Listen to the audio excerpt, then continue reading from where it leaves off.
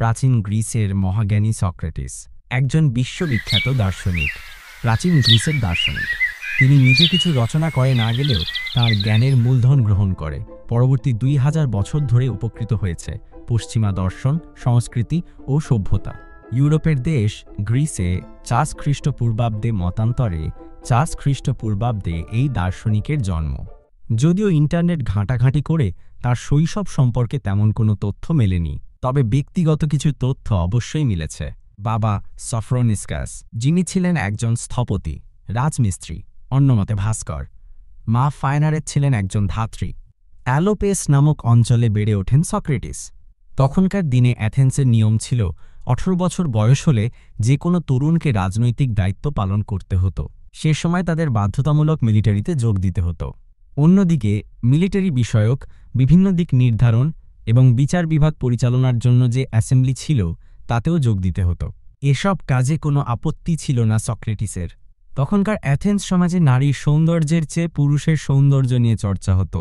Socrates গ্রিসে সত্যবাণী প্রচার করায় তদানীন্তন শাসনকর্তা ও এলিট সোসাইটি এটা মেনে নিতে পারেনি। ফলে এক করুণ মৃত্যুকে হাসিমুখে বরণ করে নিতে হয় প্রাচীন গ্রিসের এই মহাজ্ঞানীকে। মহাজ্ঞানী সক্রেটিসের জীবন কাহিনী আমরা জানতে পারি তার প্রখ্যাত শিষ্য প্লেটোর রচনাবলী থেকে। প্লেটোর সব গ্রন্থেরই নায়ক হচ্ছেন সক্রেটিস। পথে ঘাটে সবখানে তত্ত্বকথার আলোচনা করতেন সক্রেটিস। রাস্তাঘাট, হাটবাজার প্রভৃতি যখন যেখানে সুবিধা, সেখানেই আবালবৃদ্ধ বনিতার সঙ্গে বিনামূল্যে তিনি দর্শন আলোচনায় প্রবৃত্ত হতেন।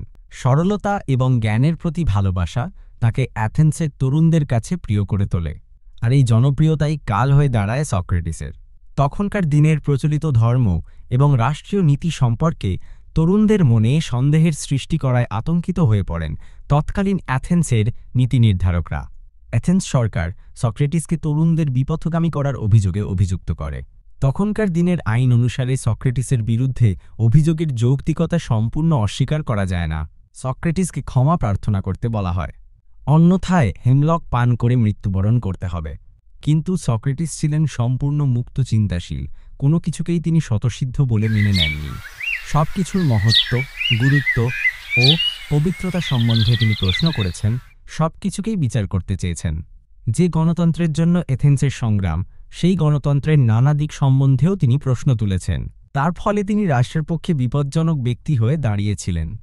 সক্রেটিসের বিরুদ্ধে অভিযোগ আসলে ব্যক্তির সর্বাঙ্গীন স্বাধীনতার বিরুদ্ধে রাষ্ট্রশক্তির অভিযোগ।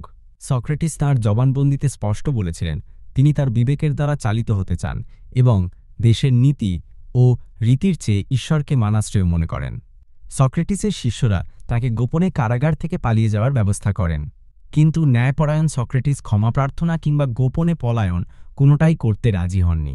তার জীবন ত্যাগের এ কাহিনী তাকে পৃথিবীর ইতিহাসে অমর করে রেখেছে। সক্রেটিস তাঁর বিখ্যাত উক্তিটি করেছিলেন, স্বেচ্ছায় কেউ কুকর্ম করে না। সক্রেটিসের বিবেচনায় এটা একেবারেই অসম্ভব যে কেউ জেনে শুনে পাপ করবে।